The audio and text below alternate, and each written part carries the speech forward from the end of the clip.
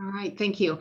Good evening, everyone. Today is June 9th, 2021. It is 6 p.m. and my name is Mayor Julia Johnson, and I am opening the City Council meeting for Sedro-Woolley. I am going to ask all of you to stand with me for the Pledge of Allegiance. Thank you. I pledge allegiance to the flag of the United States of America and to the republic for which it stands, one nation, under God, indivisible, with liberty and justice for all.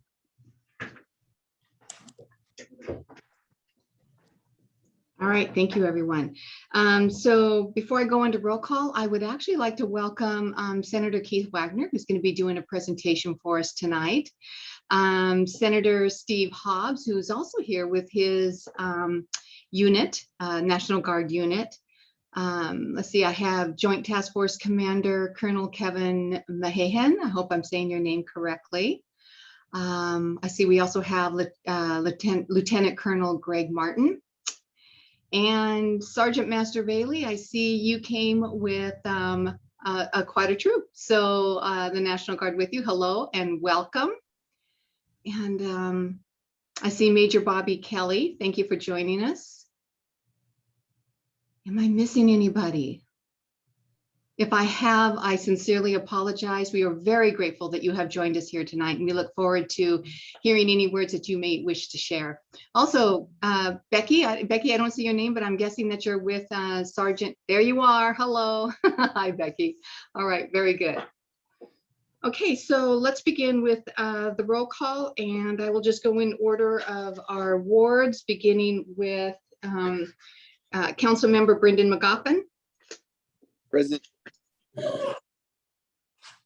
Councilwoman Joellen Kesty. Present. Councilmember Sarah Diamond. Present. Councilmember Glenn Allen. Present. Councilmember Chuck Owen.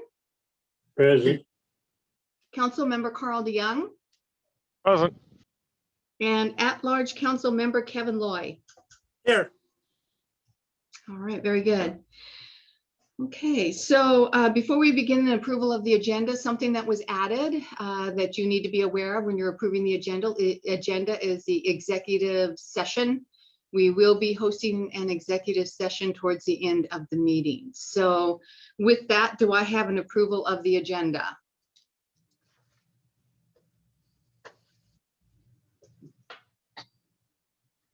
Don't be shy.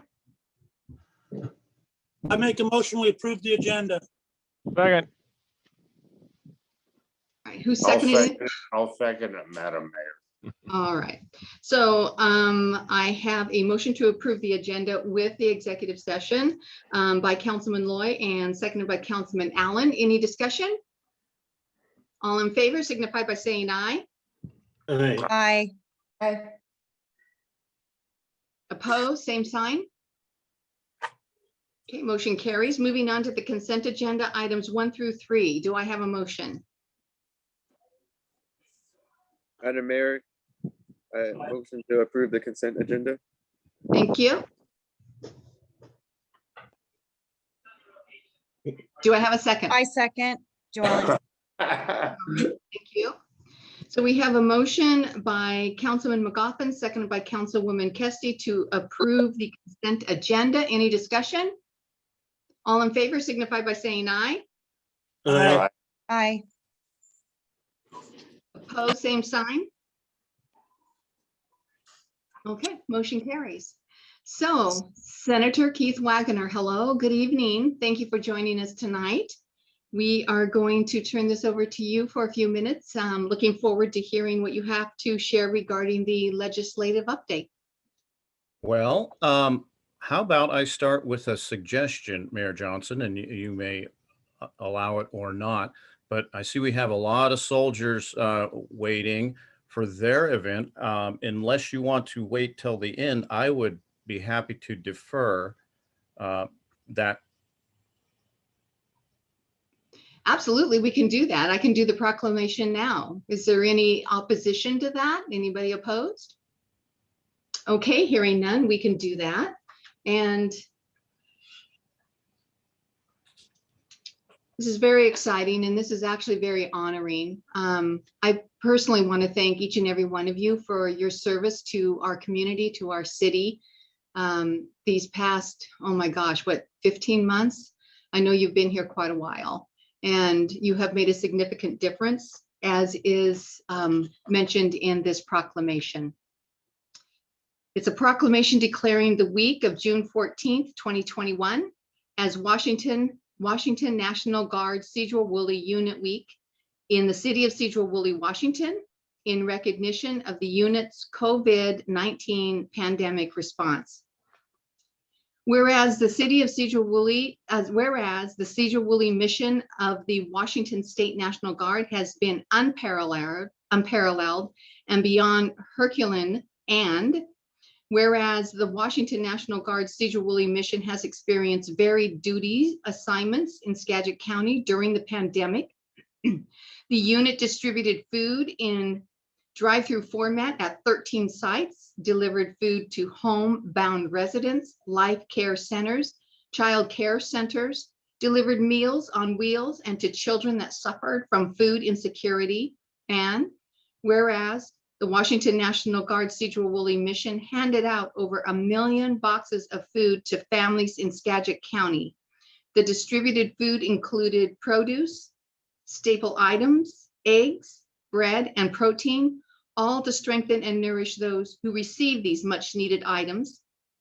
And whereas the Washington National Guard Sedro-Woolley mission worked with Helping Hands Food Bank to move 1.4 million pounds of food, the unit picked up the food, sorted, packed, and distributed the food to over 175,000 families that were experiencing food insecurity.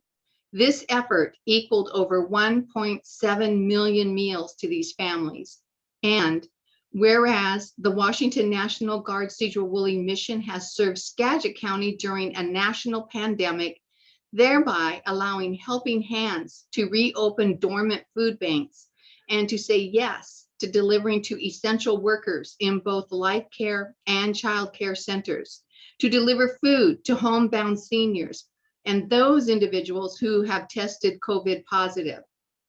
Now, therefore, be it proclaimed this 9th day of June, 2021, by Mayor Julia Johnson of Sedro-Woolley, that the week of June 14th, 2021 is hereby declared to be Washington National Guard Sedro-Woolley Unit Week in recognition of their unparalleled effort during the COVID-19 pandemic.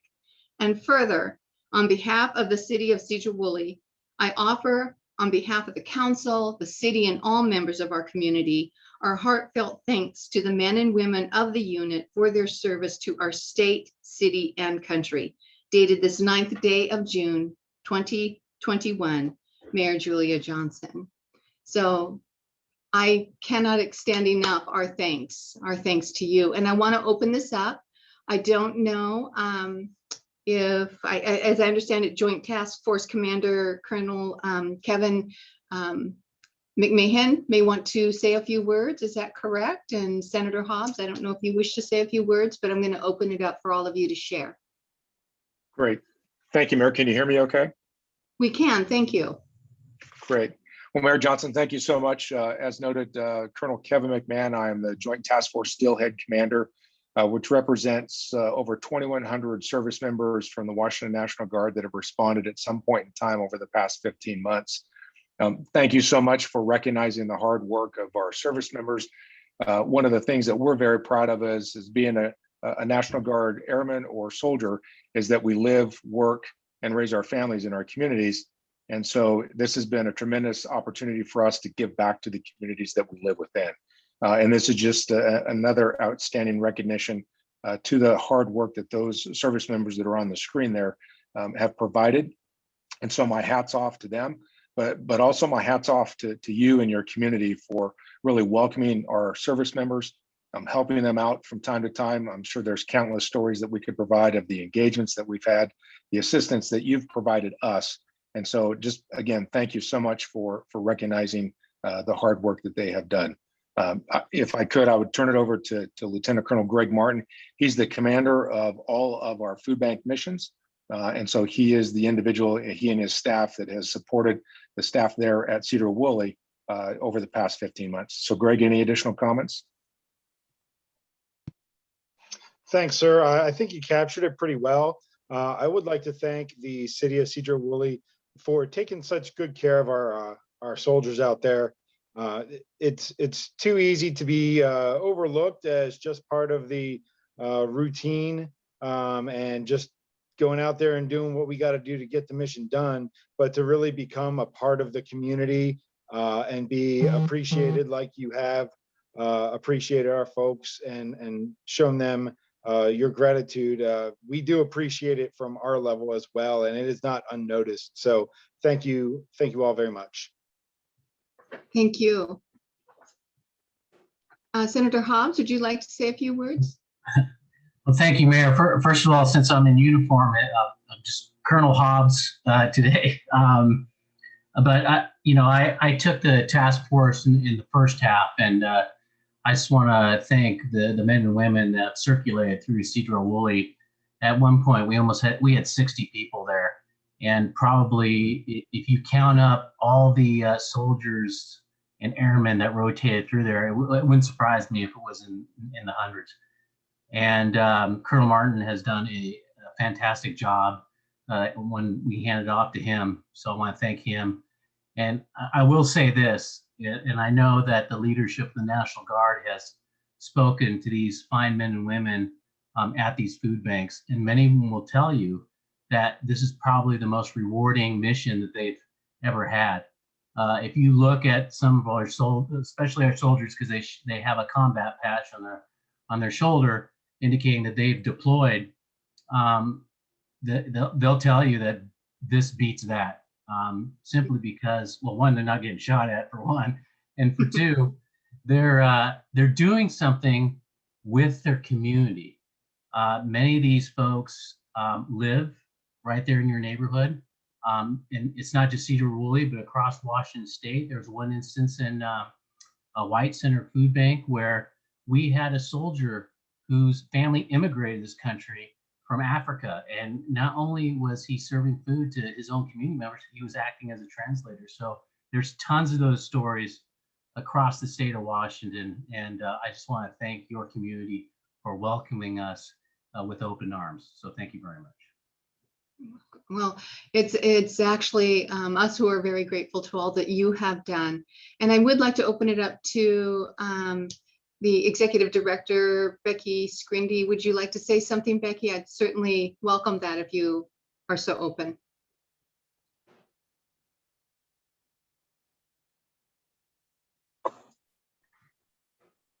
I just want to say thank you to my team who's been here this whole time. You could hear the stats. There's no way that 4 staff members could have done that for so long. We've had the opportunity to always say yes and never say no to anybody that needed food during this crisis. And being prior military myself, thank you. I understand your life changes that you had to go through to be here for that long. So thank you for those who have been here this whole time. And thank you for their command staff for being so supportive. When we ask, I rarely get a no. I always get a yes, we will do everything we can to make sure we support them and support you. So from all the food banks in Washington, thank you for the National Guard, and thank you directly to my team. And thank you, Julia, for acknowledging that we couldn't have done it without them. So thank you. Well, again, I extend our thanks. And I know you were talking about Colonel Hobbs, that this is actually perhaps it was a safer task.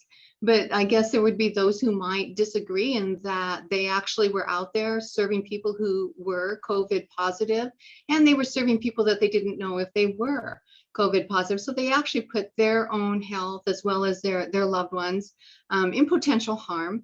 And I think that that's very heroic to be able to step out there and put others before yourself. So really, with much gratitude, more than words can truly express, we do send our appreciation and we pray God's blessings upon you all. Thank you. Thank you, Yeah, I ma'am. Thank think- you. So Mayor Johnson, if I may now, I'd like to say a word or two before these folks, these wonderful soldiers go. Is that all right? Absolutely. Go ahead. And I apologize if I hijacked the agenda a little bit there, but as a military officer, I learned a long time ago, you don't keep the important people waiting, and the important people are always the troops. And Colonel, Lieutenant Colonels, thanks for sharing them with us. We could not have done this without you. And since Senator Hobbs isn't here today, I did want to talk about him behind his back and remind the council and the people listening today that Senator Hobbs was the catalyst behind the funding we received in the last session, not the immediate last session, but the previous one. The only new transportation project that was introduced in that session came to Sedro-Woolley, and that was because of Senator Hobbs, who is not here today. So I'd like to keep him in mind. Well, thank you for relaying that to Senator Hobbs. We'll try to make sure that he gets the message. All right. Okay, with that then, we will then pass it back to you, Senator Keith Wagner, and we look forward to your presentation. And before you all go, if you go, again, we send our heartfelt thanks. Thank you. Thank you. Okay, I'm going to try and screen share here. I'm not great at this, but let's just see what happens. How about that one? And share. Okay.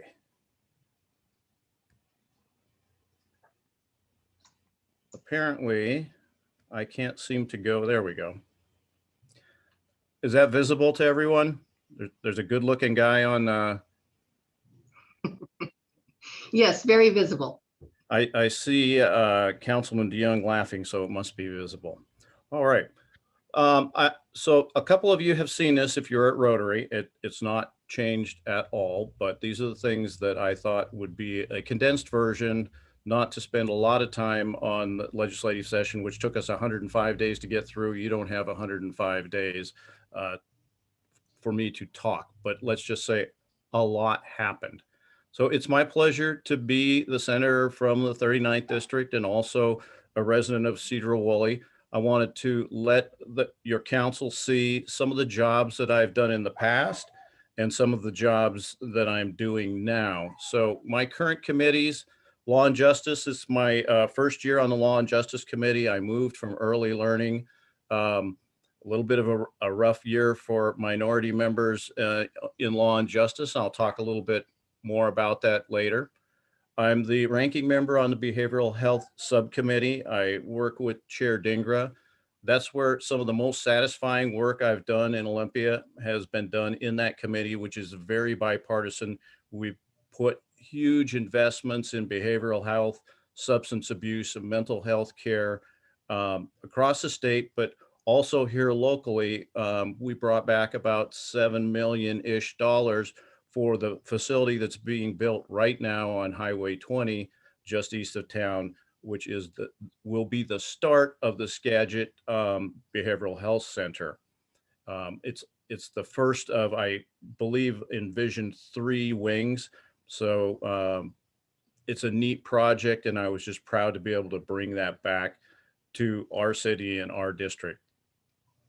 I also serve on the Ways and Means Committee, which anything that has significant fiscal impact goes through that committee. So it goes through a policy committee first, and then it comes to Ways and Means.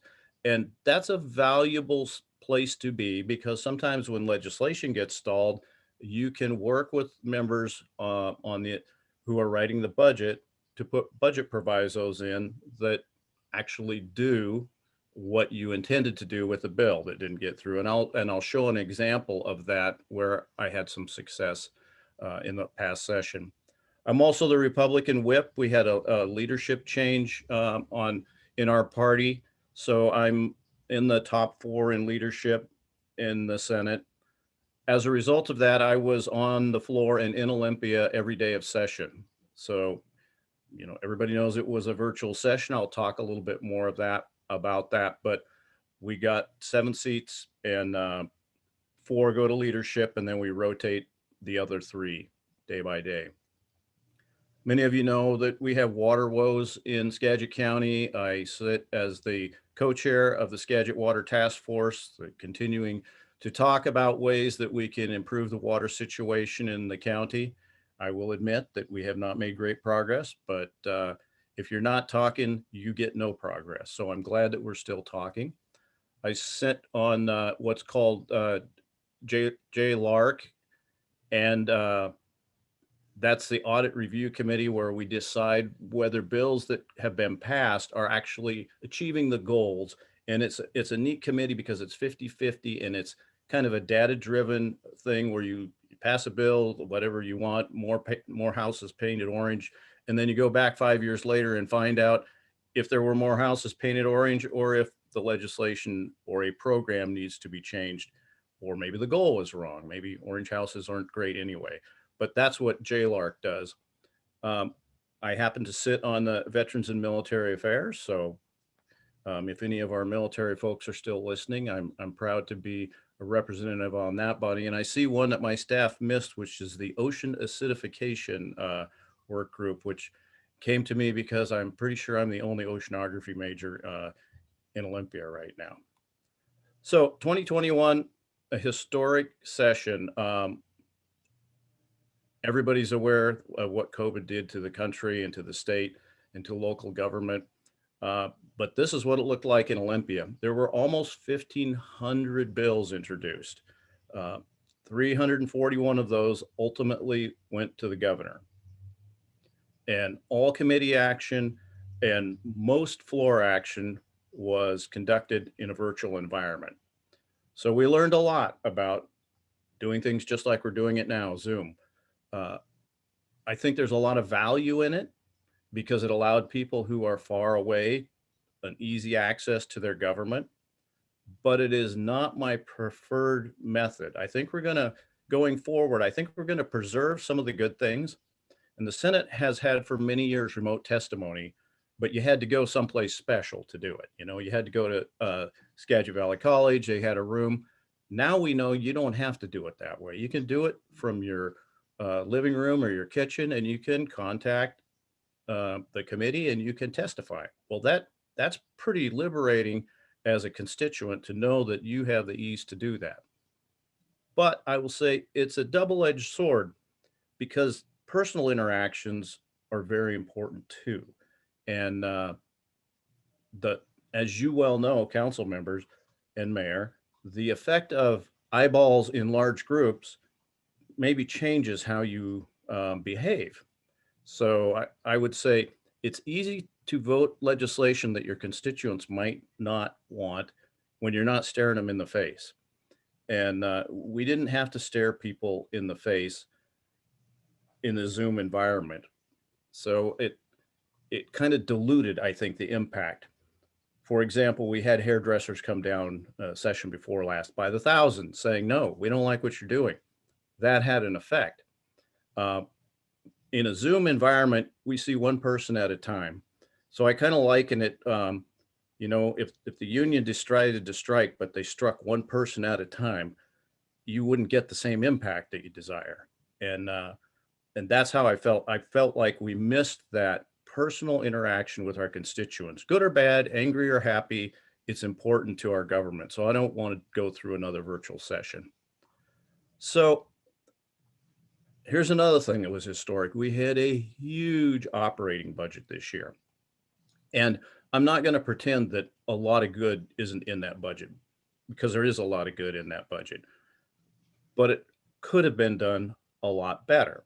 And you will see the Republican proposal on the right-hand side, which we completed 8 weeks ahead of the end of session. And, you know, we're not naive. The budget wasn't created thinking that the majority party was just going to say, oh, that's great, we're going to adopt your budget. It was to show a path, how you could do it quickly, how you could cover all of government's responsibilities, how you could reduce property taxes and save some money.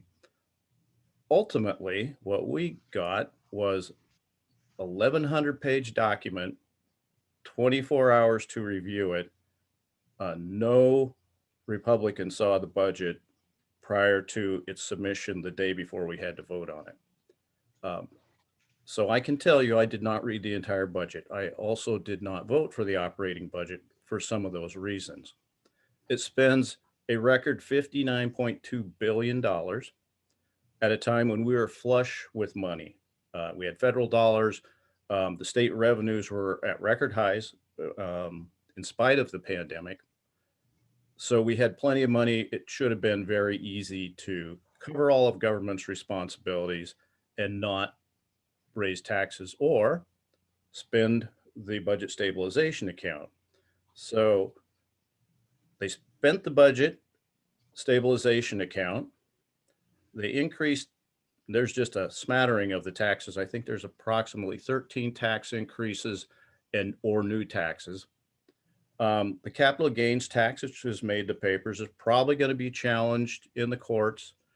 If I was a betting man, I think that the Washington State Supreme Court will uphold it, which will overturn, depending on whose calendar you're using, 40 or 60 years of precedent. But that's what I think is going to happen. I think that they will uphold the capital gains tax, which will allow for a graduated or progressive income tax that will pave the way, which I think was really the intent, because the big money's not in the capital gains. The big game is whether there's going to be a personal income tax. I don't know if Colonel Hobbs is still on, but this may be a couple of topics he was interested in. So Colonel Hobbs, Senator Hobbs, is chairman of the Transportation Committee. The next two bills, what I call high tax, cap and tax, and clean fuel standard and cap and trade bills, were tied to a deal called the Grand Bargain or the Grand Deal, that the governor would get the votes for his environmental bills, those two bills, with the caveat that a transportation package was passed, because those two taxes do nothing to pay for infrastructure or fund a transportation bill. I think that people were very surprised the governor vetoed those sections of the bill, and that I think has kind of poisoned the well for negotiations going forward. I don't know how good of a chance a transportation bill has of succeeding now. There's certainly no impetus for it at this point, other than if you just want to get your roads fixed, which was the whole point of the Grand Bargain. So that is a problem going forward. Now, I believe, depending again on whose math you use, the combination of the clean fuel standard and cap and trade will raise gasoline prices anywhere between 68 cents a gallon and $1.68, and not spend a dime towards infrastructure and road. So that's a big problem. Another tax that came in, you're going to see this soon, a 40-cent increase on every cell phone line in the state. Very regressive tax. I mean, it was implemented with good intentions of helping to fund not only the 988 suicide hotline, which is an easy thing to just implement without a big tax, but also to backfill all the services that we don't have right now. So they use this methodology as a fix for behavioral health funding overall. I find it highly regressive, and I didn't think it was necessary. So I said there's some good things in there. So let's talk about some of those. We got elk fencing pilot projects at 2 locations in Skagit County. I was up yesterday with the superintendent of Concrete School, trying to figure out a good blend so they get their elk screened off their playgrounds and the kids can play again, but it also doesn't look bad. So working with Superintendent Wayne Barrett on that. We funded a forest health and resiliency program.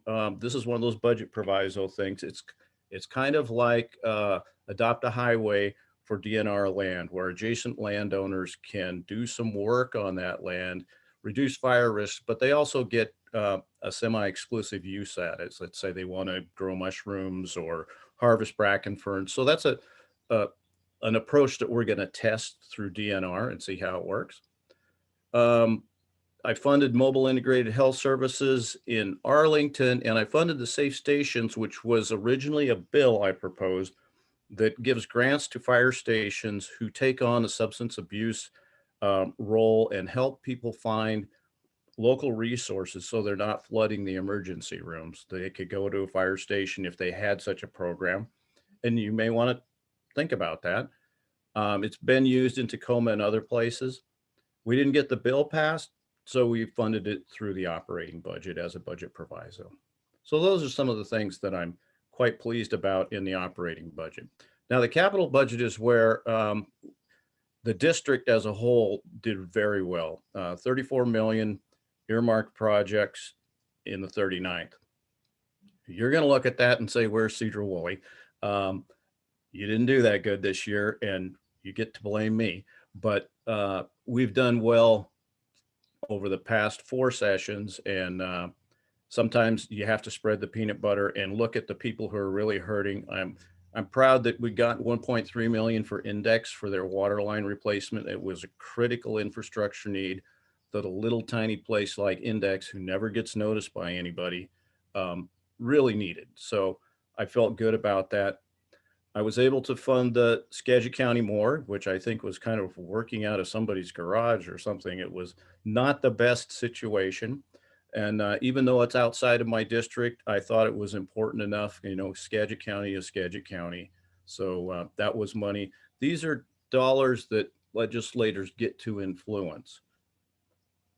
And keep asking and keep your projects coming. Your good work down in Olympia, putting pressure on me for things that you need, is absolutely valuable. And if you remember, we didn't get anything for about a decade or more, and we're doing much better now. I'd like to take a little credit for that. So here I sponsored a baker's dozen of those nearly 1,500 bills. Math being what it is, the minority didn't get too many bills across this year, but I had a couple of wins. For example, safe stations I already talked about. That was completed through a budget proviso. The ones that say delivered, so behavioral health disorders and justice, that is a methodology by which we rate success of services that are people coming out of prisons or coming out of other programs. The state contracts rehabilitative services, but we don't have a way to measure which ones are good and which ones aren't. So we don't know where we're throwing money away. So that bill will establish some benchmarks and then track them so we can see if people are actually getting better or if we're just throwing state money away in a place that's not doing any good. So what else went to the governor here? Oh, the healthcare injury bill gave our hospitals and healthcare providers some limited liability so that, as you know, COVID was a changing animal, and what was correct procedure at the beginning was antique, old, we don't do that anymore at the end, but that left our hospitals open to endless lawsuits. So we gave them some limited liability so that they could operate and feel safe from litigation. It doesn't preclude anybody from bona fide malpractice, but just the changing technology and the changing science on the bill. Now, I did want to talk about a bill, Senate Bill 5434 was an elections and voter confidence bill that I proposed that didn't get any steam, couldn't get it out of committee. But you may be aware there's a little bit of tension over how elections went out last year. And I wanted to bring that information to the front to have it checked. My bill would have had a signature verification by the state patrol in every county, depending on the size of the county, from 1,000 to 10,000 ballots, just to see, that was one element of it, just to see if we have no problem, a 1% problem, a 10% problem, so that we could put some visibility on that. It also would require the Department of Transportation or our licensing folks to implement software, which they already have, but hasn't been installed in some cases, that said, if you're a citizen, you have to affirmatively check that block. Because there's people out there who don't know, language barrier or whatever, who are accidentally, I think, getting ballots that they shouldn't have. And we have the equipment, but it's not installed everywhere. So that bill would have encouraged them to do so.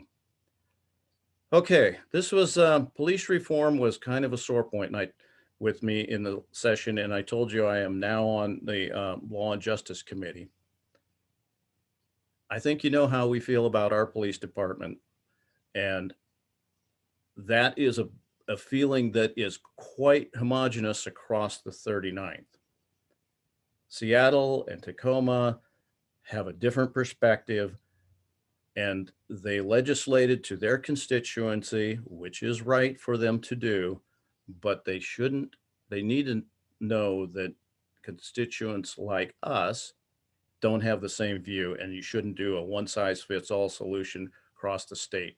And I think we really were divided in the last session. So I saw some legislation that frankly, I feel makes police officers less safe, makes citizens less safe, and reduces the chance that they're going to go home safely at night to their families. So you may be not surprised, or you may disagree with me, but for example, 1054 at the top had very specific legislative guidance on what you can do as a police officer in terms of tactics, written by people who don't really know anything about police work. And I think it was a knee-jerk reaction to what we saw across the country. So, I mean, there is one good element there. I think people should be able to identify a police officer. That's there's not all bad in any of these bills, and they were all done with good intentions. But I think the outcomes for our police officers are very negative. I don't know, maybe the chief will comment a little bit more on that, but it's a rough year for police officers. One of my biggest disappointments was my inability to kind of slow things down.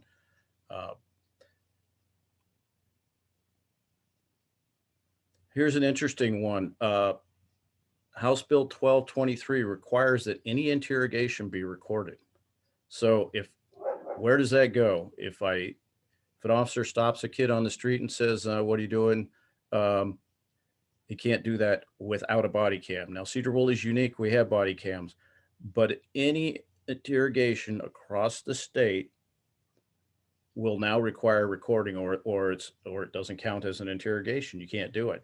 I think that is a technological hurdle that we cannot get to, and it's going to put our police officers and the justice system in a really bad spot. And you can read some of these others. I do need to explain a vote. The tactics bill, which I just talked against, is a bill that I voted for. And I'll give you an idea about how the sausage is made in Olympia. One of the elements of that bill was that police officers had to give up all their military procured equipment, including our armored vehicles that we use successfully for flood relief, for evacuations, to cover retreats of officers. It's a purely defensive weapon, but it looks big and mean and scary. And Seattle folks think that's militarization of the police. And I didn't see it that way. In exchange for a yes vote on that bill, which I knew was going to pass anyway, I was able to preserve the MRAPs, the armored personnel vehicles for our law enforcement. That was millions of dollars saved across the state that they would have just had to turn them in. So that's kind of how the sausage is made. And the last thing I'll talk about is State versus Blake, because what a big mess. The Washington State Supreme Court made a ruling at a very inopportune time, right in the middle of session, that nobody understood their timing on, that ruled that drug possession convictions, past and future, were all null and void because we didn't have the words knowingly possess in the law. I think that most people expected the legislature to just say, okay, let's change it to knowingly possess and it'll be fixed. But that was not the case. So I thought we had a very good negotiated bill coming out of the Senate, went to the House, things got ugly. We passed a bill that allows the following. You may use what you would think of as illegal drugs in public, anywhere. You may possess any kind of, Julia, are you looking at the clock? You need me to hurry? Oh, you're on mute, but I'll finish up anyway. All our officers can do is offer them treatment. They do not have to accept. They cannot compel them. They may not handcuff, arrest, fingerprint, interrogate. They get 2 chances, 2 freebies. However, there's no way to keep track of who's had on their first, second, third, or 10th violation unless the officer just happens to know that as a fact. So that puts us in a very precarious position in terms of getting people help because they can't be compelled to treatment now. And it puts our officers in the unenviable position of saying, there's nothing I can do about this. And I've seen it happen in Olympia right before my eyes, guys shooting up and the police just saying, well, there's nothing we can do right now. If there's a silver lining to that bill, that is that it expires July 1st in 2023, and the legislature needs to go back, and I hope to be part of that, and do a much better job of fixing that broken policy. So I will stop there and take questions. Thank you for spending time with me and giving me an opportunity to talk. So does council have any questions for Senator Wagner?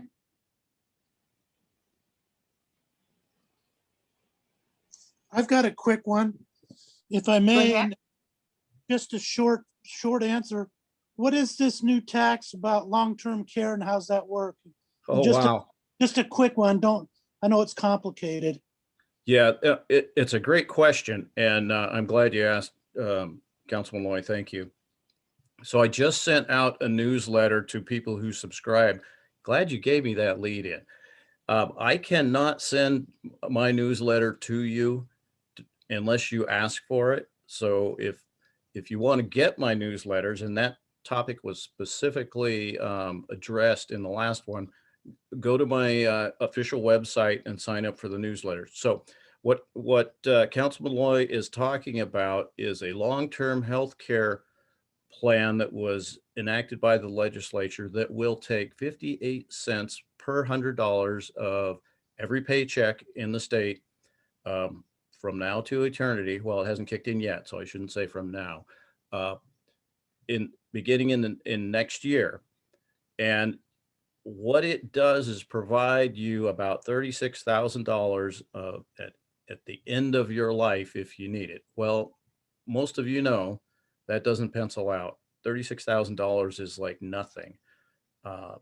And if it were me, I would invest that 58 cents per 100 in something entirely different. So there's a limited time to procure qualifying alternative health care. And I think it starts in October. The forms haven't been developed yet. They're coming. You will have about 3 months to figure out if you want a different program that you can purchase. Unfortunately, if you're under the age of 18 now, your opportunity will have come and gone. So anybody below the age of 18 right now will be automatically sucked into the long-term health care tax. And I think it's very poorly conceived legislation, but more to follow. Nobody really knows right now what is a qualifying plan that would allow you to opt out. Not even I know. And I think I bet money that just about every legislator down there is trying to find a way to opt out of the program themselves. So that tells you how much confidence I have in it. Thank you. Any other questions for Senator Wagner? Madam Mayor, Go ahead, Councilwoman Cassidy.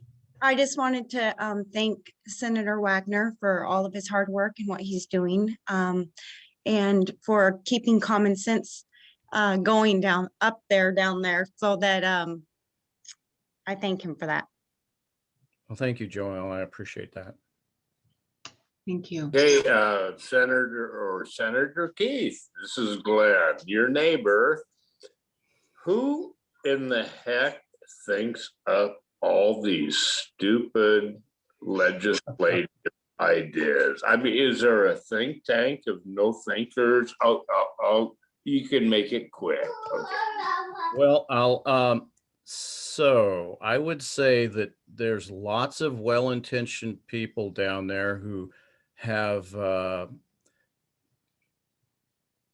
thought about things in a different way that we think about things as a rule. So I don't think there's any like ill-intentioned legislation down there, but there's differences in philosophy that drive people, and they just believe things that, you know, maybe that I certainly don't believe. And that's part of the challenge of working down there. You have to listen to everybody's ideas, whether you agree with them or not. And sometimes an idea you don't agree with wins the day. And you go back the next day and see if you can do better. Okay, thank you. Councilman McGoffin, did you have a question? I saw you raise your hand. I did. Thank you, Madam Mayor. Thank you, Senator Wagner, for the presentation and all the efforts you're doing down there. I had a quick question on, you had mentioned the transportation bill might be in jeopardy. Is that the one that the Jones-John Liner corridor project is on? Yes. Okay. Or would be on when it comes up. So transportation bills are funny. If you vote for it, you might get your project. If you don't vote for it, your project's likely not to be in the bill, which puts people like me in a very tough spot sometimes. So let's just assume that we do go back to special session, as is rumored, to work out a transportation bill. It's going to depend a lot on the cost of that bill. The first blush that I saw was 9.5 cents a gallon increase on fuel. I can't vote for a bill that, on top of the $1.68 that I talked about earlier, adds almost another 10 cents to the consumer. I could maybe get behind half that much. So you can see that puts you in a tough spot as a conservative. I don't want to see taxes go up.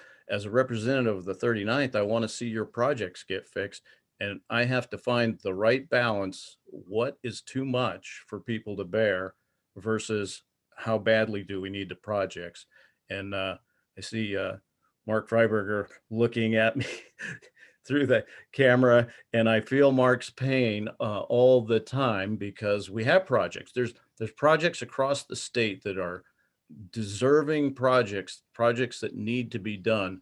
I wish that we had not passed other bills like cap and trade that raise the cost of fuel and don't put anything into infrastructure. Would made it a lot easier to support a transportation budget. But, you know, nothing's ever final until the final vote and it goes to the governor's desk. So things change. Right on. Thank you. Okay, again, thank you, Senator Wagner, for coming this evening. I wasn't watching the clock. I have two screens and I go back and forth between the two of them. So just an FYI. And I too want to thank you for everything that you're doing. I really appreciated Zoom this year. There were opportunities to actually meet with more individuals than we have had in the past, which was fantastic. And I also appreciated the opportunity to listen to the floor debates. And you made some excellent arguments and stood your ground. And I know you represented a large group of people that really would have liked to have seen you successful in some of those bills. So thank you very much, Keith, for everything that you're doing. We really appreciate it. Yeah, and I want to thank all the council members in our city government too, because having been there and done that, I appreciate so much the work and the time commitment that it takes to run this great city that I live in, and it's just a pleasure to be before you today. Thank you all. Thank you, Keith. Appreciate those words. Okay, so we will move on. And next on the list is swearing in of our new officer, Rachel Humberg. And Rachel, I saw you on earlier. There you are. Hello, Rachel. There we go. Hello. All right. So Rachel, after hearing everything that the senator had to say about the bills down in Olympia, you still are willing to move forward with this, are Still you? on board. I mean, it's a different world, but still on board. Excellent, excellent. Okay. Well, if I can get you to raise your right hand and repeat after me.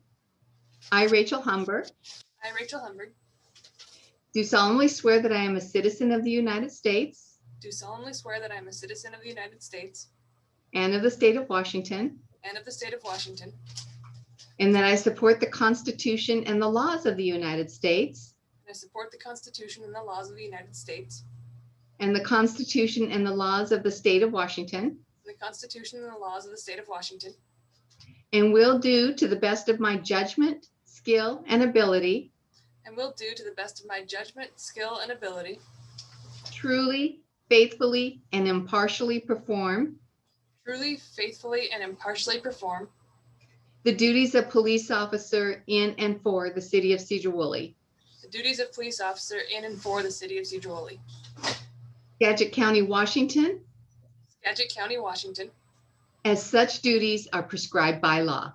as such duties are prescribed by law. Excellent. Thank you, Rachel, and welcome on board, or I should say Officer Humber. Thank And I do have the form that I need you to sign. So if you want to pop into Teresa's office sometime this week and sign the form, and we can get that taken care of. And I'm very excited to have you on board. Thank you for being here. Thank you. All right.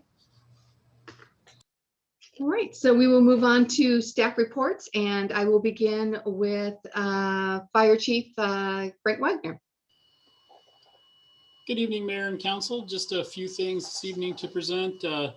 As you know, we are in the middle of backfilling for our retirements, and with Chief Olson's last day being June 30th, we had our written test last night, and we'll hopefully those folks will be moving on to oral boards next week, and in the coming month, hopefully we have a good candidate to present before you for hire.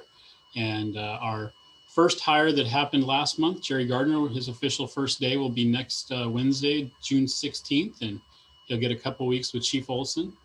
And I'm hoping to get Chief Olson in here on his on the next council meeting so he can say thank you to all of you. And I think he has a little presentation for you for his 28 years of service that he has here with the city of Sedro-Woolley. Other than that, it was kind of fun today. We had a couple of volunteers come in and take engines and vehicles out and help with the escorting of our senior class.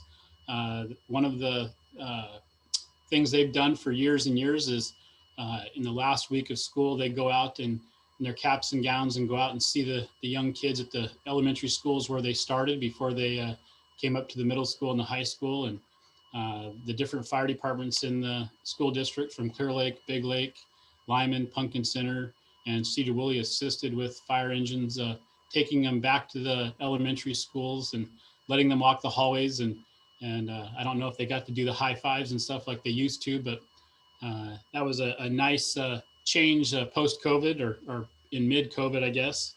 Other than that, we had some mutual aid responses here since I saw you all last. We assisted with a fire up in Cockerham Island on an abandoned building, which originally they thought could be habitated by some transients, but luckily it was vacant. And we also sent a crew up the other day to concrete for a garage fire. Myself and Chief Tucker are involved in a dam failure drill that will be partaking in next week for 3 days for some Department of Emergency Management preparedness with Seattle City Light. So some interesting topics and training opportunities there.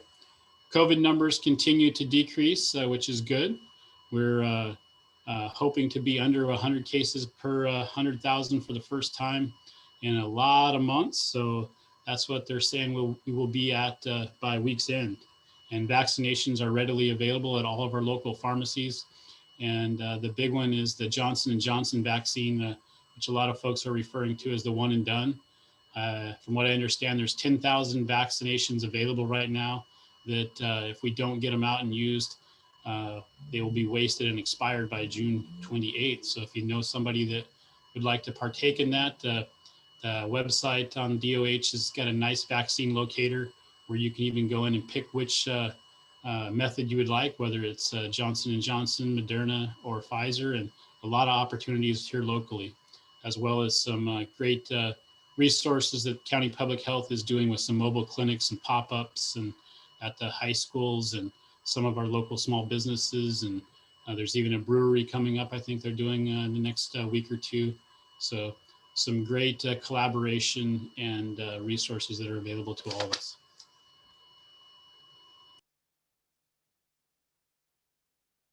Okay, thank you, Chief.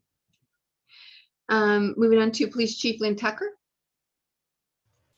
All right, thank you, Madam Mayor and Council. Frank kind of gave you some of the things that he and I are doing in cahoots together with over the dam failure drill.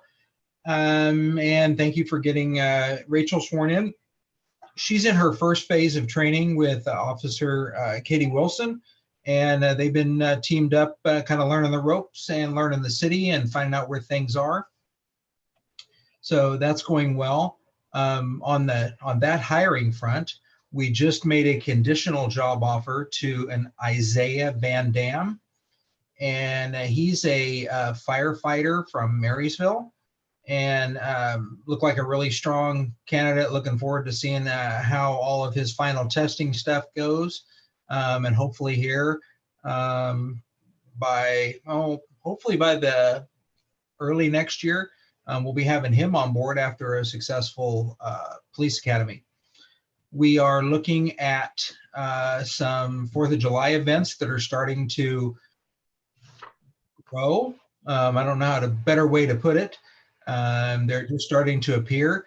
There's a couple of parades that are being scheduled, and we're working with the organizers to make sure that those are done safely and smoothly.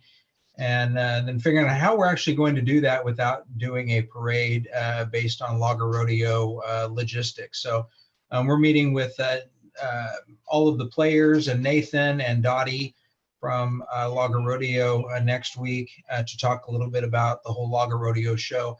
And I'm guessing that the ad hoc parade will come up, and we'll try to figure out what we're going to do with that. And the final thing is kind of dovetails with what Senator Wagner was talking about. Some of the legislative mandates that have come down from Olympia.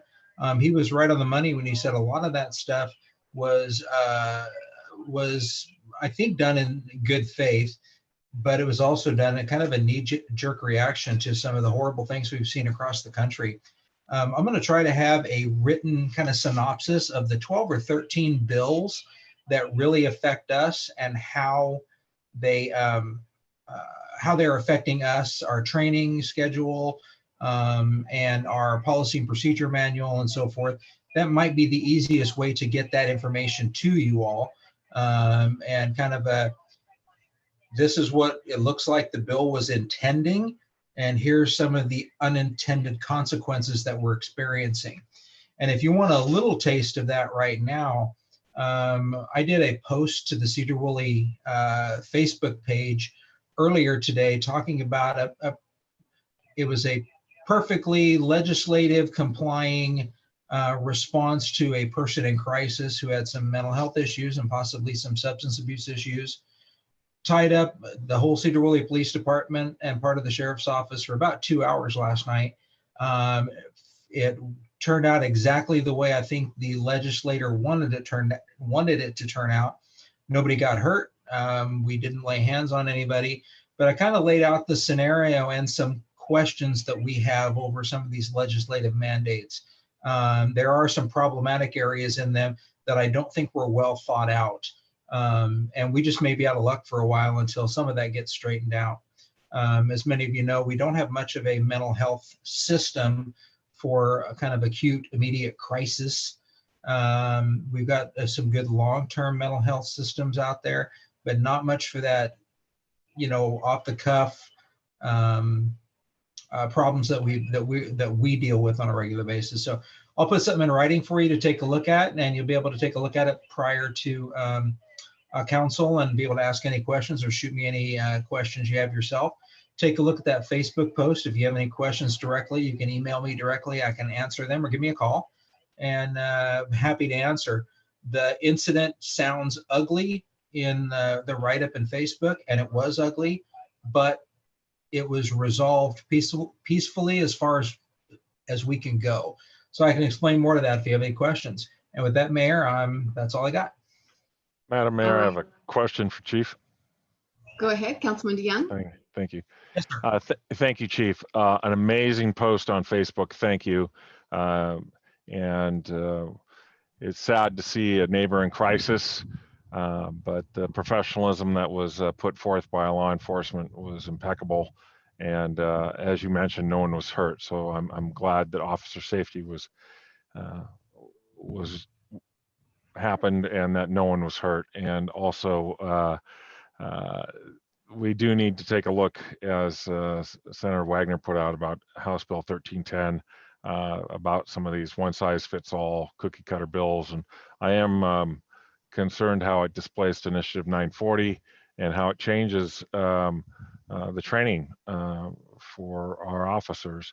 And I do look forward to the report there and how we can be helpful in explaining in a real-life situation how this was resolved.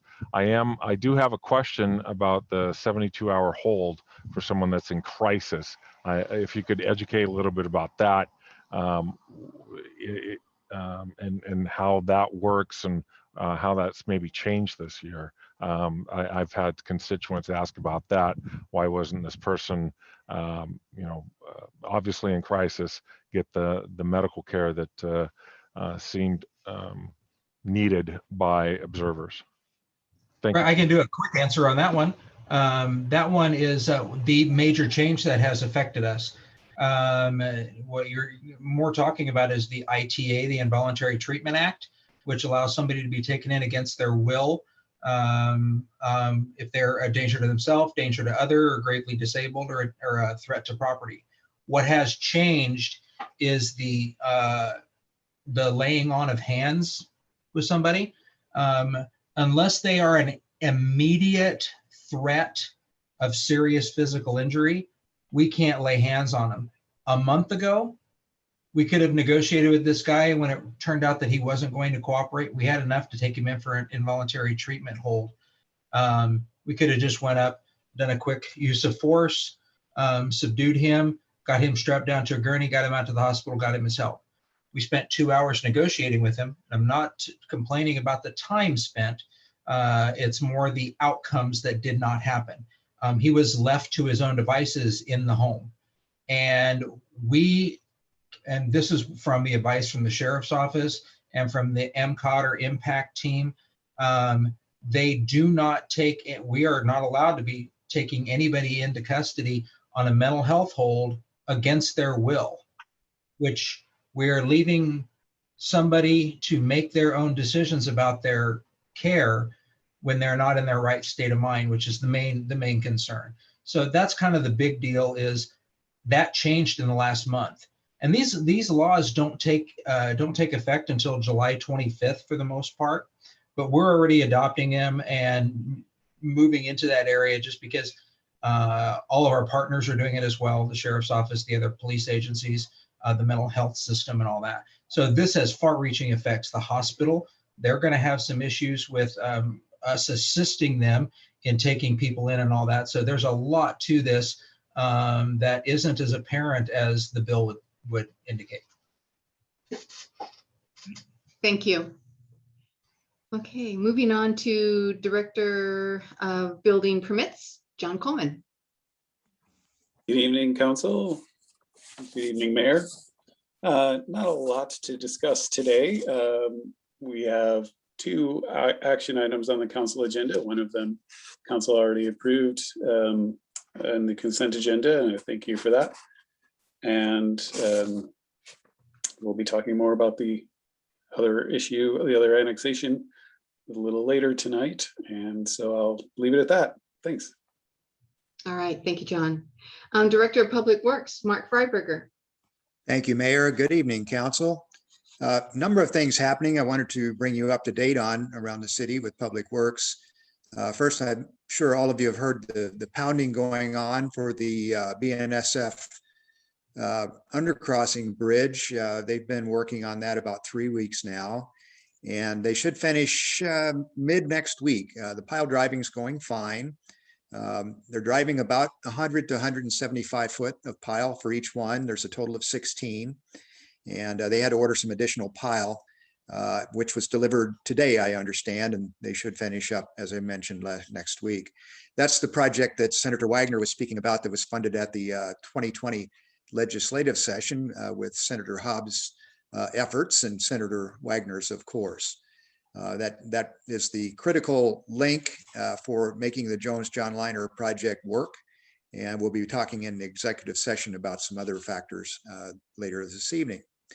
Our Wicker Road overlay project, which also includes some ADA ramp upgrades at various locations, and it also includes Eastern Street paving from State to Ferry, closes bids tomorrow, and you'll be seeing that for award hopefully at the next session, and that work will take place in July of this year.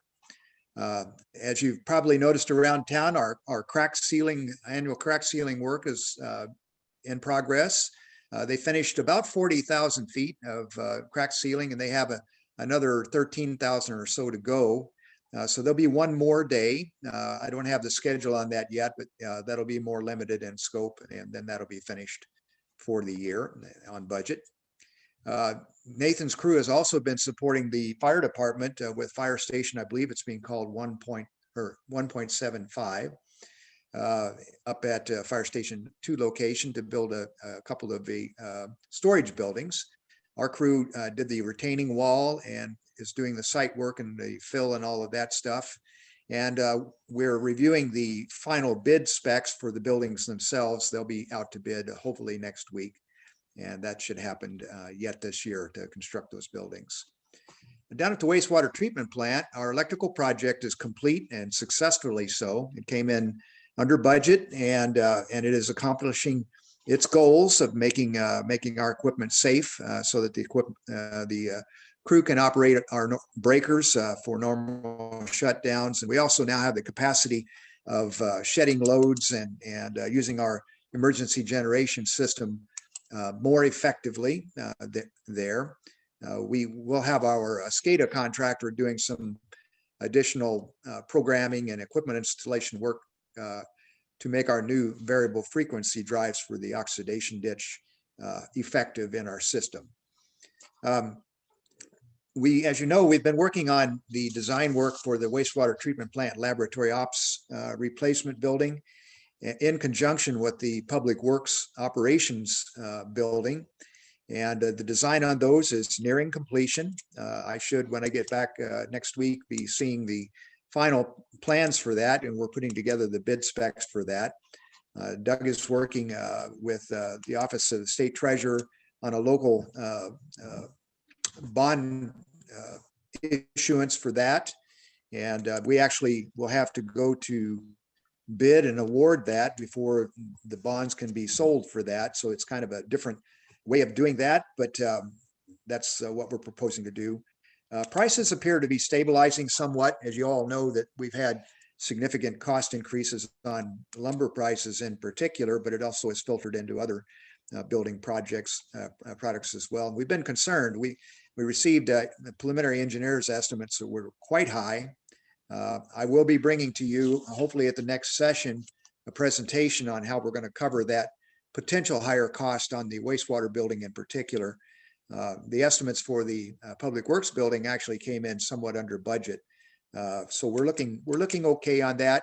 And I've had Katie Isaacson with KAI Associates review our sewer utility funds to make sure we're okay to go ahead and build that project. And that's looking positive.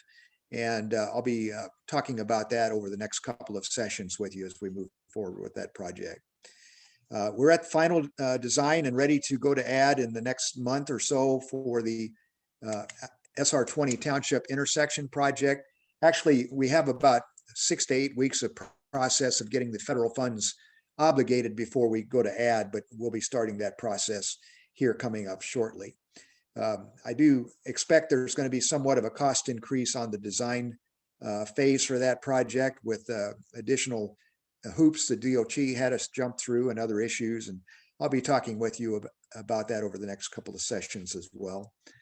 We were notified that we had been awarded $250,000 for the SR 9 John Liner Road and McGargle intersection project from Skagit County Economic Development Funds. It was not the full amount we asked for, but it's going to be a big shot in the arm for the project, and it will greatly assist our goal of applying for TIB funds for that again this year. So that was good news. And finally, Nathan's crew has been working diligently up at Olmsted Park. If you haven't had a chance to drop by there lately, it's starting to shape up. They did some grading of the material that was dredged out of the pond last fall. And the engineers and architects are working on the final design for that. We are anticipating our RCO funds will be contracted towards the end of this year, and we will actually be ready to go to advertisement in the winter and construct that project in 2022. And the mayor can talk to you a little bit about the exciting developments with the funds from Senator Larson's office. So I'll close with that. And if you have any questions, I'd be glad to try to answer them. Are there any questions for Mr. Freiberger? Okay, hearing none. Yes, so yeah, you're right, Mark. Both Doug and I had opportunity to meet with Congressman Larson, and it was a very good meeting. And he did take the request that we had submitted as far as looking for funding, and he has pushed that forward. So we haven't been awarded anything yet, but we're hoping to be awarded. I think he said in the paper, I think it said sometime by end of November, as I recall. So hopefully we're looking forward to that, looking forward to hearing more about that. Madam Mayor, I have a question for Mark. Go ahead. Mark, as you know, we've talked in the past about Ball Street, and I was wondering, is that in the schedule for this year, resurfacing? So we've had to delay Ball Street because of workload. Nathan was ready to move forward with the overlay part of it, but we have some sewer lines that we need to extend east and west of Ball that we want to do before we do the paving, of course, so we don't cut fresh asphalt. And we simply didn't have enough staff resources available with our workload to move forward with that design this year. So we've deferred that to 2022 as well. Okay, it's getting pretty bad, but anyway, thank you. You're welcome. Anyone else? All right, thank you, Mark. Moving on to IT specialist, Glenn Gardner. Thank you, Mayor. Good evening, Council. Nothing really big tonight to report. Bill had his successful surgery, so he's doing well. So he should be back with us here shortly.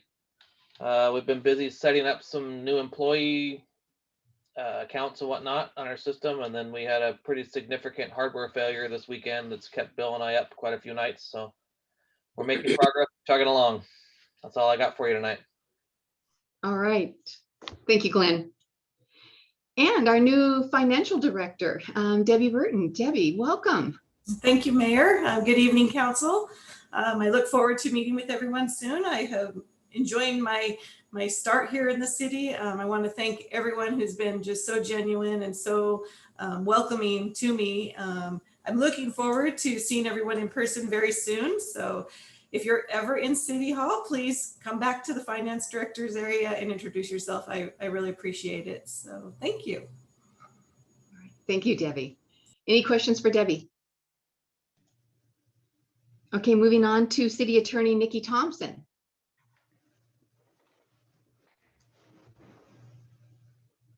Good evening, Mayor and City Council. I don't have anything to add this evening except to say welcome, Debbie. I'm so excited to work with you. All right, thank you, Nikki. And our City Supervisor, Doug Merriman. Thank you, Mayor, and good evening, City Council. Just a few quick things tonight. As you can tell, we always have a lot of projects going on, so I do my best to assist everybody on working on those. Some of the things that you may want to know about is we are closing on the Reed Street property on June 14th. So that'll be official. We have all the documents drafted. Current owners have signed all the papers, so that's our official closing date. So it'll be nice to have that one on our fixed asset list and have that one behind us. On the people side of our business right now, we have 2 positions that we are advertising for. And unfortunately for John, they're both in the planning department, so it makes it pretty busy for all of them. We're advertising for a building inspector position still, and just it's slow going on finding people that want to apply and for that job. And then, as you may or may not know, Catherine in planning applied to grad school and was accepted to a school in Norway. So she's actually going to be leaving us at the end of July. So we have an opening now for a planner to come in and work with John in the planning department. Other things we have going on right now, it's a big one. As you know, we talk about policies a lot. You hear Chief Tucker talking about that. We have our personnel policy manual. There are more policies built into that manual than we would care to really list out tonight. But it'll take a lot of work. We're probably around 100+ pages in there. But really what this is, it's a guideline for everybody. What it gives for our staff is they've got a resource to go to that knows what the city's expectations are. And it's a good place for us to put our roadmap for all of our city best practices and how we work with people and how things go on in the city and how our business runs. So it'll be a nice way to make sure that we're consistent on how we work together and what all the city's policies are. So that still will take some time. We're still working through that, but we're looking forward to having that piece done. And then I think kind of maybe the last piece, you've gotten to meet Debbie, at least online here. We are very excited. No one would know more than me, I think, to have her come in. And it's nice to have someone that comes in and speaks my language. And so it's really nice to have her on board, and we're really looking forward to working with her. So that's all that I have for this evening, Mayor. Thank you. All right, thank you, Doug. Okay, moving on to council reports. Council Member Brendan McGoffin. Hi, thank you, Madam Mayor. First off, just want to welcome Debbie to the team, and I'm excited to work with you moving forward. Just the other couple quick items. I went to the farmer's market today, and if you haven't checked it out, it's really worthwhile on Wednesdays throughout the summer. It's starting to feel like things are getting back to normal. It was nice to see everybody out in the sunshine, and kind of on that tone, a few of the Lago Rodeo events are becoming back online. Like the foot race is going to happen this year. So if you're interested, make sure to check out the website and register. And lastly, I just wanted to applaud Chief Tucker and the police department in their handling of that situation last night. I know it's really difficult with the restrictions and the increase in substance abuse and mental health issues. And you guys did a really good job. And I just want to say thank you.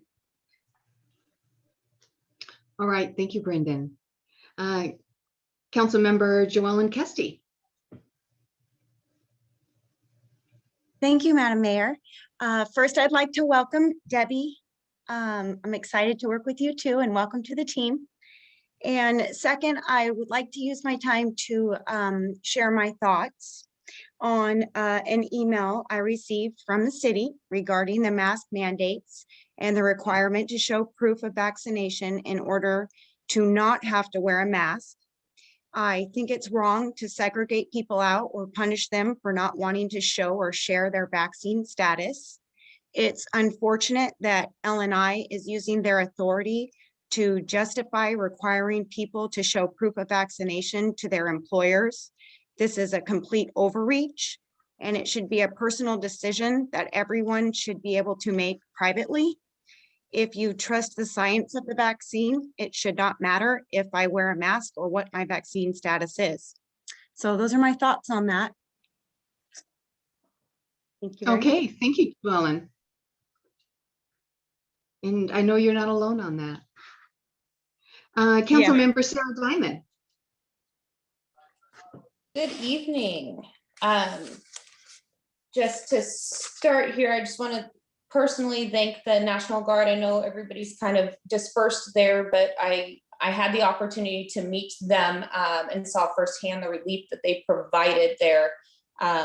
Being in produce and working for local growers, when everything hit, we were throwing things in the back of our pickup trucks and personally driving them over there in shifts when the food bank didn't have the resources to come pick them up, and when the National Guard showed up and was able to come pick up regularly so that we could help the neighboring cities here and Helping Hands Food Bank. It was a huge relief.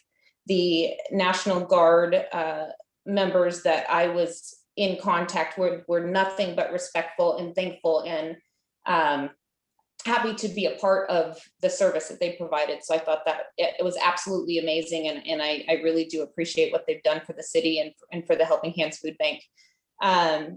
And Senator Wagner, I really appreciate your time tonight and talking to us a little bit about what's been going on and fighting for some, common sense situations that are going on right now. Congratulations to Officer Humberg. That's very exciting, and I look forward to seeing you around. On good notes, I really do hope. And welcome, Debbie. In talking about just for my understanding in this mask mandate, and I really do understand that this is in the attempt to comply with L&I. I do believe it is a 100% overreach.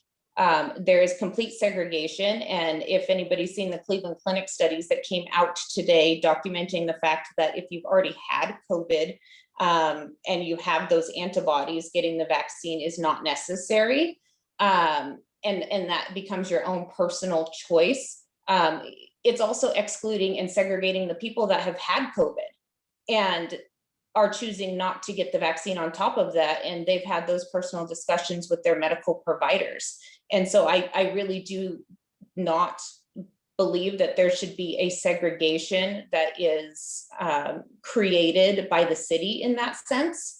I don't believe that the city should be leading the way in providing an opportunity for other businesses and other companies and community members to use it as an example to create that, because there is a lot of hostility behind it, unfortunately.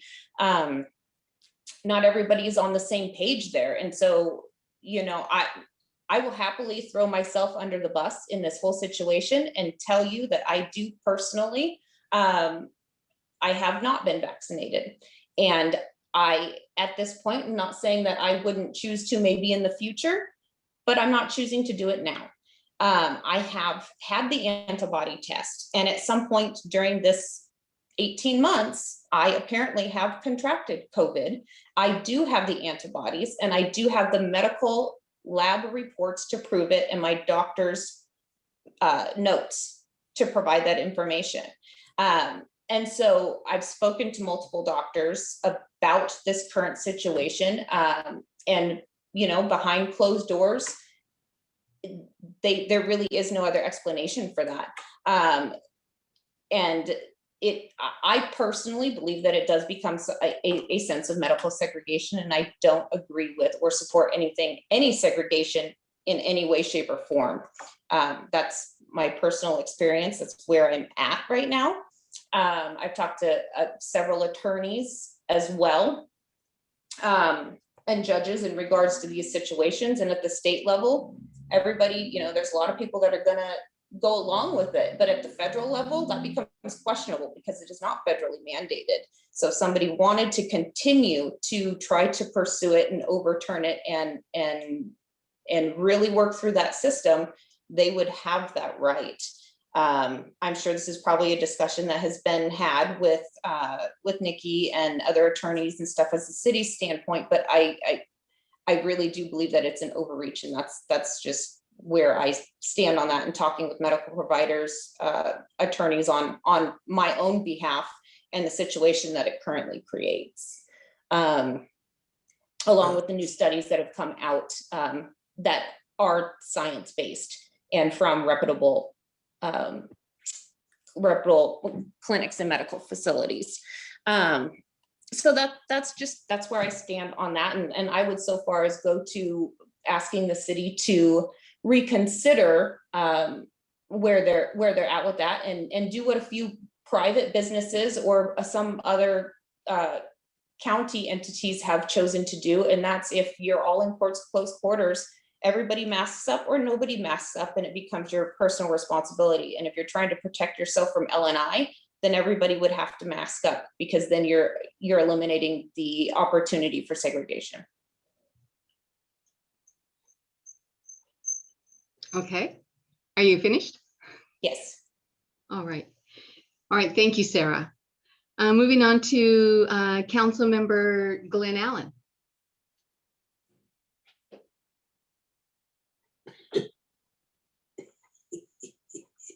Well, hello, Madam Mayor. Okay. I kind of got caught on I'm not really sure what Sarah and Joellen were speaking about, although they made perfect sense. They call it segregation. I call it discrimination. I don't know. This is new to me, but anyway, I've had my rabies shots back in January and February. So I guess the only thing I could offer is I'm going to have to look into what the city policy is on what the gals or my fellow council people were talking about. I do want to say I'm tired of giving kudos to the Parks Department, but our parks look better than anybody's in the world, I think, right now. And I have to back Chuck up. He's not in my ward, but Ball Street, I drive down. I'm an old man. I go back roads, so I always go Ball Street to Rite Aid. And it is just a bad pocketed, horrible place. And I wish the city could do something on Ball Street between Ferry and Northern, at least. It's an embarrassment. Anyway, I'm done there, Mayor. Okay. All right. Thank you, Glenn. Council Member Chuck Owen. Oh, Glenn, just one last comment. So on Monday, I mailed out exactly what both Councilwoman Kesty and Councilwoman Diamond are talking about. So you'll find it in your email if you're interested in exploring it. Yeah, I looked and I didn't really see anything, Madam Mayor, but I'll look again, okay? All right, or can you resubmit it? Oh, I can do that for you. You bet. I mean, well, not right now, but yeah. No, I won't do it right now, but I will. I'm kind of a dummy on computers. No worries. Thank you, Madam Mayor. Thank you, Glenn. Okay, Council Member Chuck Owen. Thank you, Madam Mayor. I have nothing. Okay, thank you. And Council Member Carl DeYoung. Thank you, Madam Mayor. I just wanted to, again, woodpecker what everyone else has been saying, and welcome to the Finance Department, Debbie Burton. Also, I've noticed some pre-paint going down on 11th Street and also on Warner. So excited to see that bit of road get attention. And then just receiving comments from neighbors. They have concerns, of course, about how we celebrate our independence here in this country and how important parades are, and really eager and passionate to see those return, and eager to see the changes developing that may or may not allow those. But I, for one, am in great favor of seeing our patriotism on display in Sedro-Woolley. And then with the incident that happened last night, again, kudos to the police department and to the medical folks that were there, and the professionalism that was shown. And again, a great example of taking the lead with policy, and I would think being part of the test case that gets put back to our legislative folks for the state, and see where it can be modified for people's safety, especially those who are in crisis. Again, thank you for the proclamation, for all the hard workers with our National Guard and airmen and soldiers, the hundreds of folks that rotated through Sedro-Woolley, and the positive experiences that they enjoyed with our community, our friendly community, and also the work that they put through from Marble Mount to Anacortes, Alger to Clear Lake. All the great work that they did. It was just amazing. And thank you for the proclamation. Thank you, Madam Mayor. Thank you. And Council Member Kevin Loy.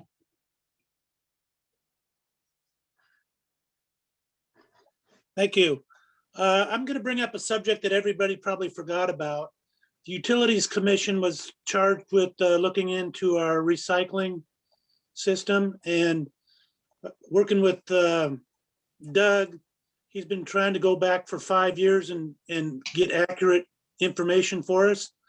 And now that Debbie's here with our new finance director, things are starting to roll. So within a couple of weeks, 2 or 3 weeks, we should be able to give a report to the city council on where we stand with the recycle, which needed to be checked out. So it's not dead. We're working on it. We'll have it to you in the near future. All right, thank you, Kevin. And I just have a couple of things. I agree wholeheartedly with the thanks and the kudos to the National Guard, but also to Helping Hands Food Bank, because, and especially Director Becky Scrindy. I know she's worked really hard at making it a success and keeping the National Guard here. There was a threat a couple of times where they were going to have to go, and yet she was able to work through the powers that be. And I think probably Senator Hobbs, Lieutenant Colonel Hobbs, had a lot of influence in keeping them here. The proclamation that was presented to me to read tonight, it was phenomenal, actually, the information that was shared. And I really want to thank Becky and her team, and then also the National Guard, for really helping our community here. Because it was a tough time, and it's still a tough time, but you're getting food to people who needed it. I too am looking forward to the 4th of July. And we are going to, yes, as was mentioned, I think by Councilman McGoffin, we are going to have a foot race. It's the Rotary has been working on that. And so that's going to be happening. In fact, I think people can actually start registering for that now, or at least I know those of us who are on Rotary, we can start signing up to volunteer, which I have done. And we also have the wood carvers who are going to be here. Very exciting.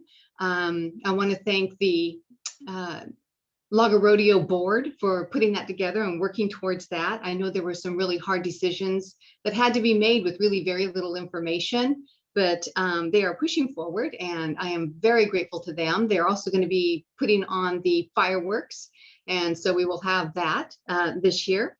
And then also the possibility of a parade. I've actually heard from a couple different citizens, and you've heard from the chief himself, people who do want to put a parade together. We had a Patriots parade last year, which was really, it was quaint, but it was, as it called itself, very patriotic, and hopefully we'll have that again. So yeah, just looking forward to getting back to normal, having that opportunity to open up City Hall, which we are going to do on July 6th. We'll also be opening up the community center for reservations and rent on July 6th. The shelters at the park, we're going to open up July 1st. So people can make reservations and rent those, especially if it's over the weekend of July 4th, they may be looking to do that. And also I heard from Ellen from Senior Center, and she was saying that they plan on doing an opening on July 6th, but it's just going to be for lunch only. And it'll be from 11 a.m. to 1 p.m. So, and they will do all the social distancing and everything that has been mandated by both the CDC and L&I. So I know what we're going through is very, very hard, and I want my council members to know that I respect your opinion. You know, I have an opinion too, kind of in the position I'm in, though. I don't always have the right and the privilege to express mine. So anyway, hang in there, try to be patient. People have been very gracious, especially here at City Hall. Been a long 15, 16 months. And I want to tell you, it really does show the character of individuals when you come together and you work together as our team has here at City Hall. So my kudos goes out to also all of those here at City Hall. Other than that, I don't have anything else, and I want to get going as we have unfinished business and business ahead, and also an executive session. So before we start that, I do need to open it up for public comment. It is 7:36. If there is anybody out there who would like to make public comment, please state your name and your address, and please try to keep it under 3 minutes. So is there anybody who would like to make a comment?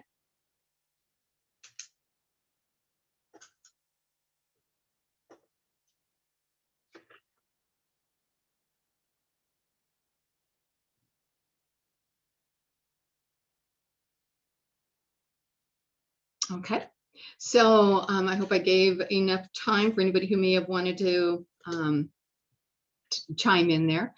It is 7:37. I'm going to close public comment, and we are going to move on to unfinished business. Valley High Investments, the 20.8 acres annexation request. It's ordinance number 1985-21. Okay. And Mr. Coleman, I'm going to turn it over to you.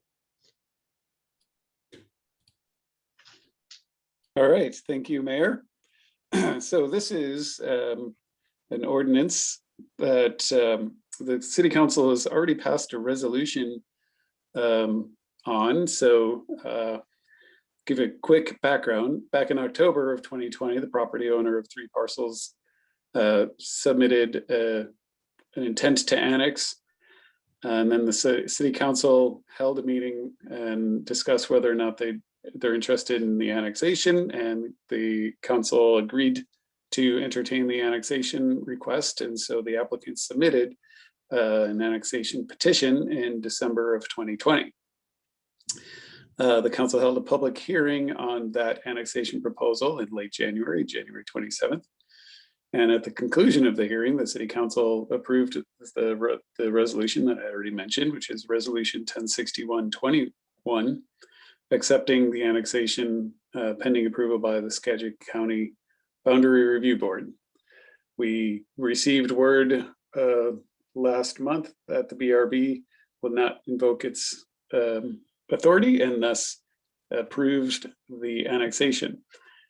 So now the city's able to enact the annexation that we had already stipulated that we are intending to approve. So that's what this ordinance would do, is formalize the annexation that the city already stated its intent to do.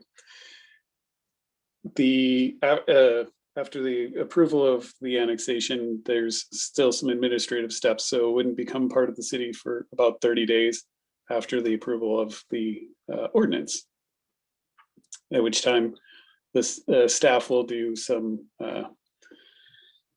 a head count of how many people are out there in that area, and provide that to to the State Office of Financial Management, as well as notify other agencies around the state of the annexation.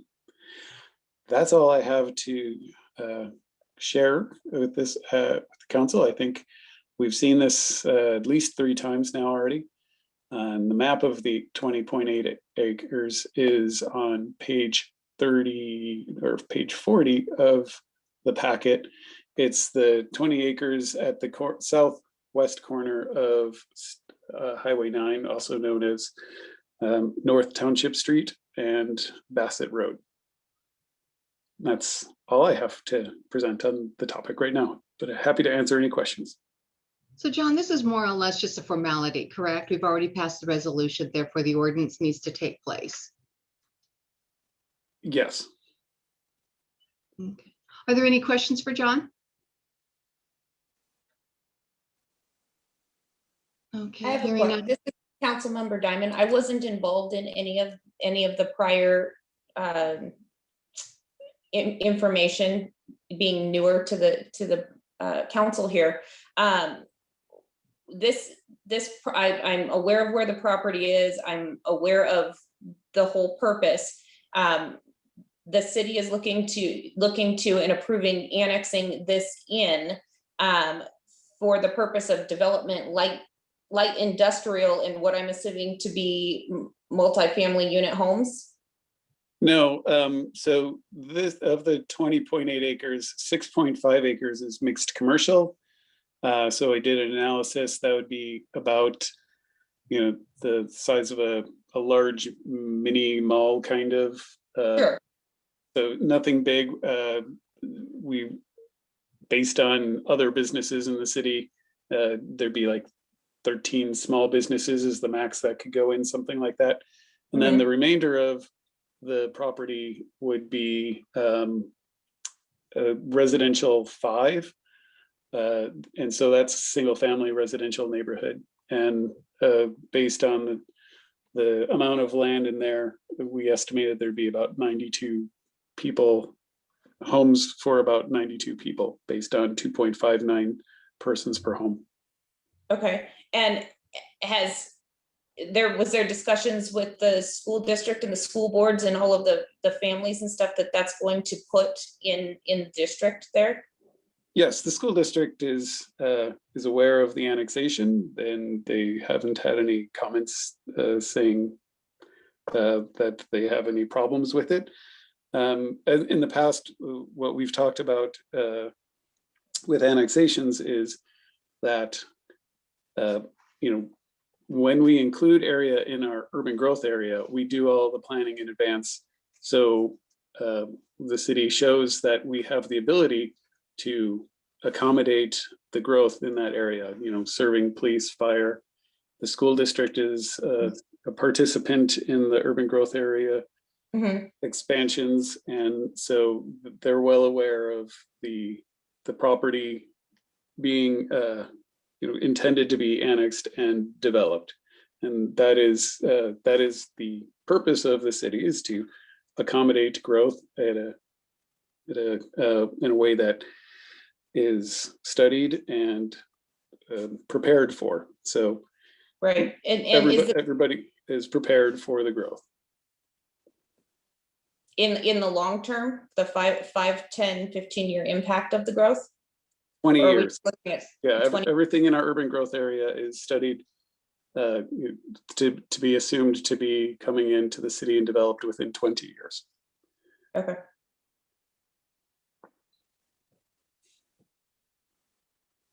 Are there any other questions for John? I don't have a question, but a statement. Okay. There were 2 council members who voted against it, my former council member and myself. So I just want to state that, and I'll be doing the same. All right, thank you. So any other comments or questions? Hearing none, do we have a motion?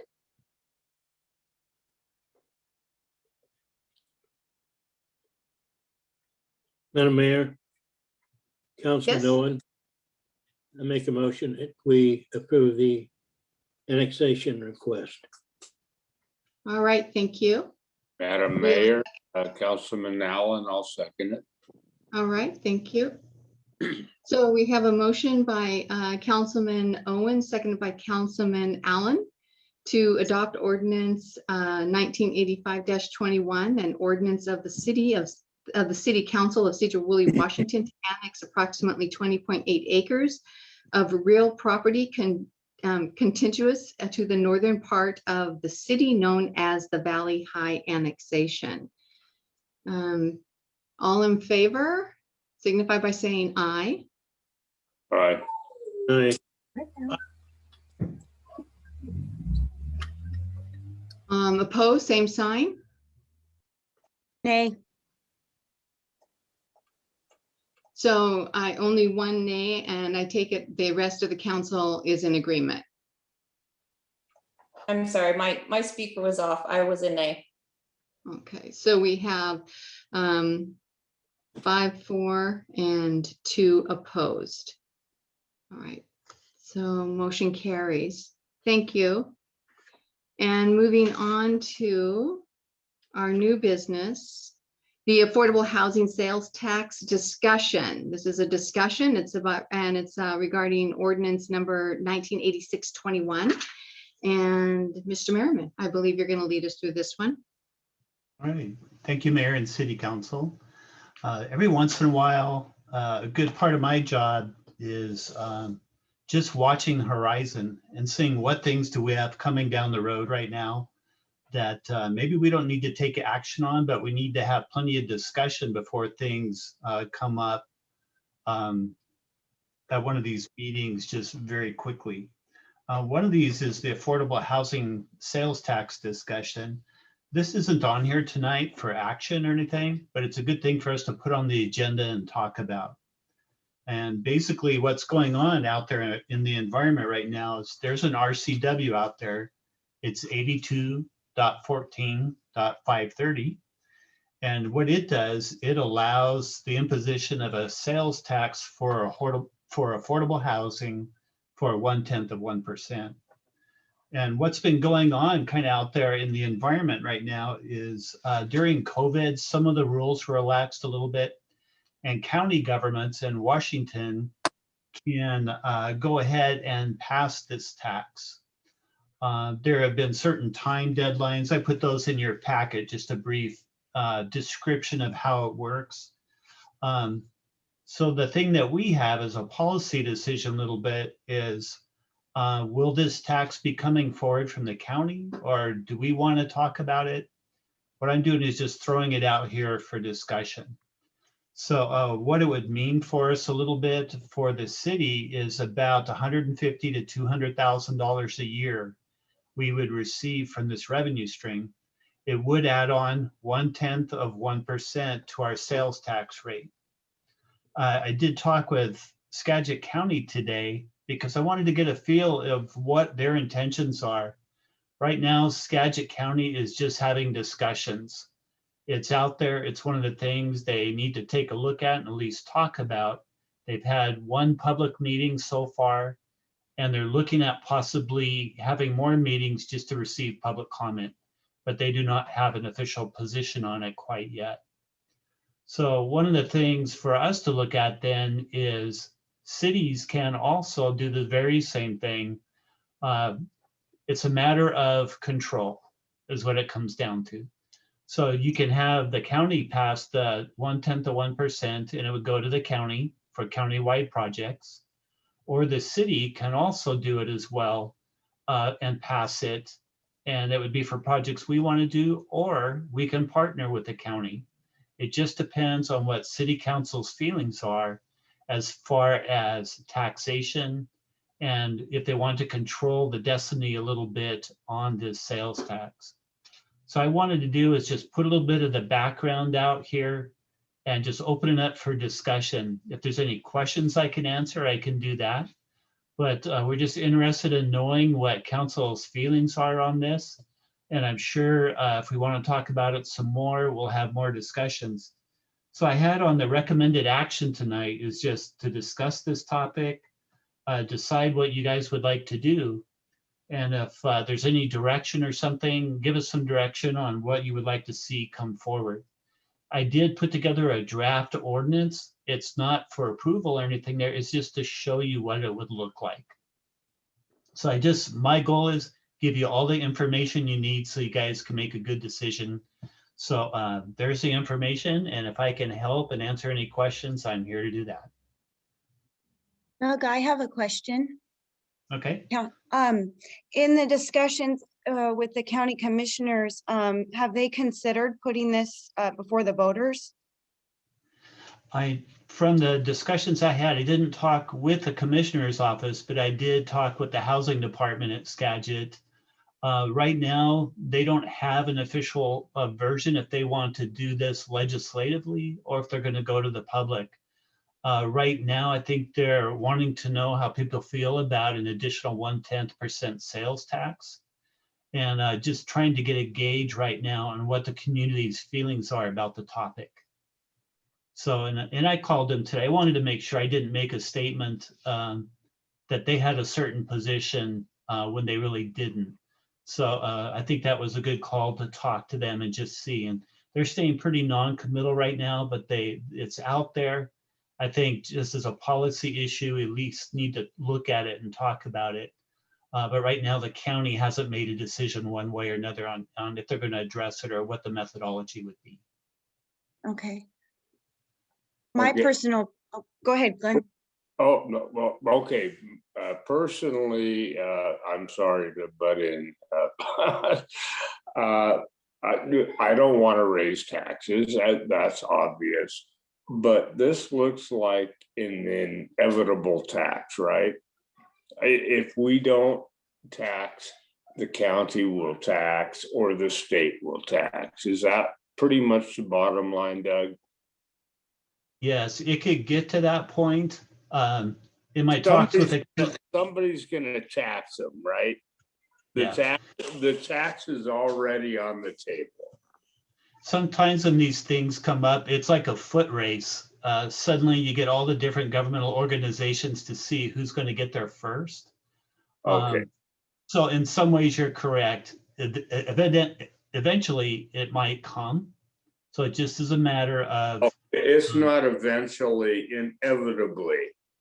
That's a good word. So, okay. Yep. Second question, who would administer this? Would we have to create a new position or would it be able to be done in staff if we do it? Yeah, we would not have to add an additional staff person. This is really just a revenue source. It does have a workload consequence because if we were to in-house want to do a project, a significant project, then at that time we'd have to see what does that workload do on staff workloads. But our staff should be able, that's a should, not would, should be able to do it, right? That's correct. Okay, so hopefully no fiscal impact. Number one, I'm totally against it, but it's to me, it's the taxes occurring is who receives the 0.1%. Would you concur with that? I understand your point. Yeah, sorry. okay. I'm gonna tune out now and let Sarah come in. Okay. I have a question in that. So the tax is going to go somewhere, whether it goes to the county or goes to the city. However, if the city actually accepts it, then the city then is bound by terms to put up affordable housing at some point in the future. Is that correct? That would be correct. And what is the timeline on that? There hasn't been a date or timeline set on when a project would need to be done.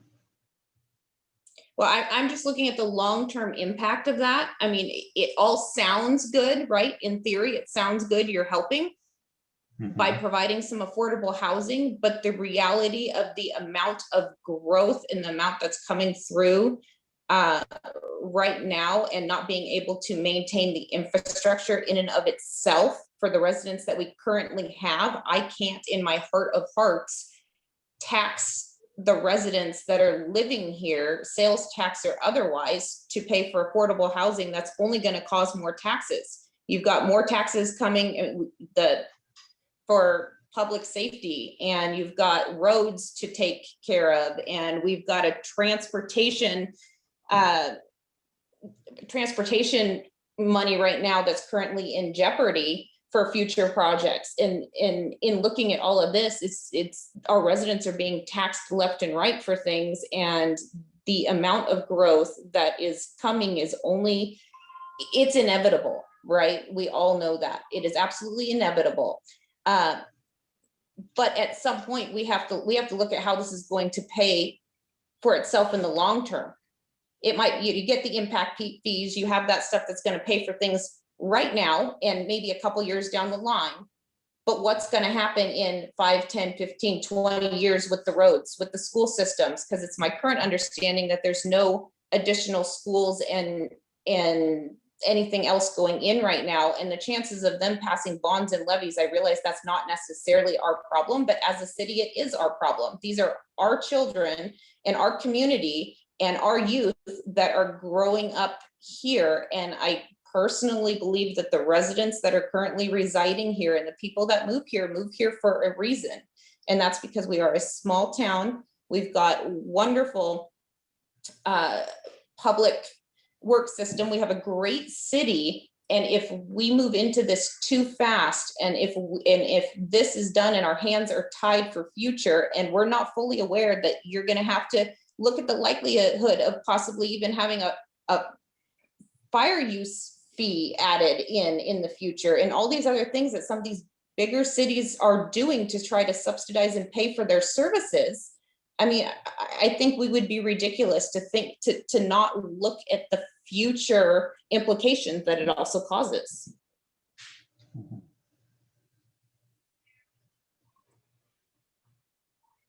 I very much agree, Sarah. Are there any other thoughts or discussion? Madam Mayor, I am just pumped up about the 2 fiery lady co-counselors or city council members. I agree with both of them, but I think, I mean, if we take a step back, we're going to have to look at what's inevitable, what's going to happen, and just figure out how we're going to, from what I read in Doug's deal, it wasn't just building new housing, it was also subsidizing, et cetera, et cetera. So I would like a lot more information on what we're looking at. If we're the problem is the tax is going to come, and it's who receives the tax and how we divvy it out and what it's going for, in my opinion. I don't know the answers, but I can't see just giving it all to the county for the sake of giving it to the county. But if we're going to accept this tax, I want it to be used for a good purpose and not to put a stranglehold on ourselves to build more housing, et cetera. Okay. All right. Thank you, Glenn. Okay. Thank you, Matt. Councilman McGoffman, I saw your mic go on. Yeah. I'll let Councilman DeYoung go first. I think he's got his hand raised. Okay. Councilman DeYoung. Thank you. So my understanding, this is a dedicated fund. It doesn't go to the general fund. Is that right, Doug? That's right. Okay. And so 150 to 200,000 a year to Sedro-Woolley. What is defined as affordable housing in Sedro-Woolley? That's as you know, Carl, that's a long discussion. Because affordable housing can be workforce housing, it could be housing for the homeless. There are a lot of different topics where that can go. So I think under the umbrella of this RCW, it includes all of those. Okay, workforce housing. Could you talk a little bit about if we were to do an interlocal agreement with the county or other cities, et cetera, all hypothetical? Sure. How is that administrated, and how are projects then picked for that accrual of that dedicated fund? Because as you said, it's about control. Is there a board that we would then send people to sit on that make those decisions that come before another legislative body that then votes on it? What is the bureaucratic process if we were to do interlocal? Thank you. Okay, so there are two bookends to that. One is the county can do it themselves, and that would include the area of Sedro-Woolley. We would have to negotiate with the county if we wanted a voice on their legislative decisions, but that would be up to them. The other end of that spectrum is the city would pass the 1/10 itself, and then we would be legislatively in control of that money and how it was spent. Those are your two bookends. In the middle, you can do an interlocal agreement. And that's one thing the county suggested, is that the amount Sedro-Woolley would receive, if you look at economies of scale, there could be a lot more leverage. Yeah, exactly. There would be a lot more leverage combining sources and doing that. In an interlocal agreement, you could then designate how that board, how the governance for that process is set. And that's where you say, we definitely want a voice on that board. And in other actions like this I've worked on, it's pretty much laid out in an interlocal agreement, who votes, who gets how much vote. All those things get negotiated into that interlocal agreement. And then that is usually done for a bigger county-wide project. So I hope that answers your questions, but that's how it would be administratively handled. Councilman McGoffin? Thank you, Madam Mayor. So just my personal opinion on this, I think if our citizens in Sedro-Woolley are going to be taxed one way or another, I think we should, as the council, retain some control to at least enter into an interlocal agreement, or if there's a project within Sedro-Woolley that we feel like really strongly about. I think it's wise to retain that control so that we can fund those projects when they come up. And Doug, one of the questions I had was for the affordable housing, would like a transitional housing fall under that? Yes, it would. Okay. So I think there's like, it's not just building houses for affordable housing. I think there's a lot of options out there that I think the council could look at to help solve this problem. So that's my opinion. I don't want to see a tax, but if it's going to happen, I would like to see that the council, this council and the councils moving forward, have the ability to use those funds that were taxed from our people to go straight back into our community. Or if there's a county project, that we can contribute to that as well. And we did, if you will recall, we did talk about transitional housing. I brought that up before the council at our work session. I think that that's something that would be very beneficial here in Sedro-Woolley. I like it better than what Burlington has chosen to do. I'd rather see people given the opportunity to get a leg up so that they can get back out there, have a job, and be contributing citizens to our society. I think that that's really important. So, and I have to say that I agree wholeheartedly with what Councilman McGoffin has said. I've been stating it all along, and I just think that it's the right thing to do. But that's a discussion that we'll probably have later. Are there any other discussions or comments before we move on? Okay, hearing none. So yeah, Doug, I want to thank you for bringing this before the council. I know this is something that I brought to you and I said I think it needs the council's attention. So I appreciate you taking the time to do the research behind it and also to present it in a way that actually offered excellent conversation here. Really good dialogue, really good I think, input. And I want to thank each and every one of the council members for contributing, and greatly respect everything each of you have to share. So with that, we will move on to executive session. And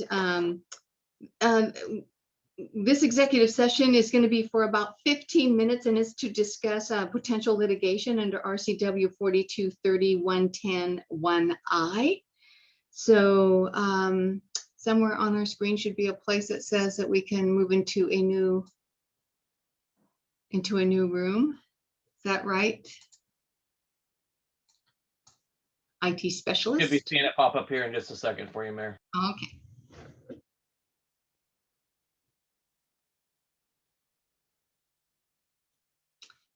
Okay, there we go. So we will be back in 15 minutes.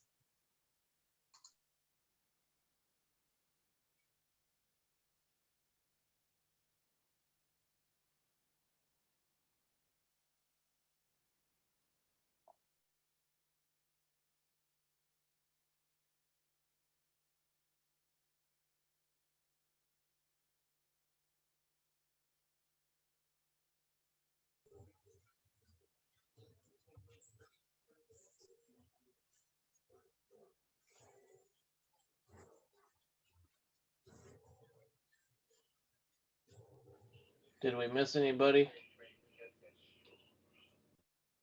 Need to make sure you get me in there, Glenn. Perfect. That's what I was looking for. I didn't know anybody else supposed to be in there.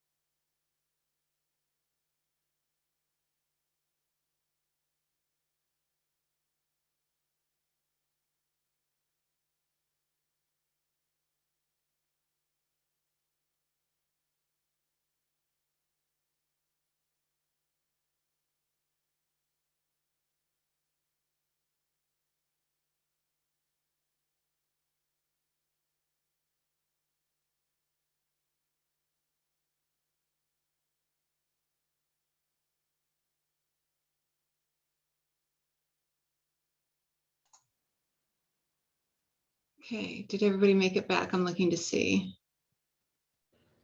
Not quite. We're moving some back.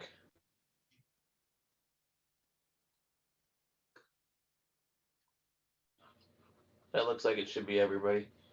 All right. All right. Thank you, Glenn. Thank you for your assistance in this.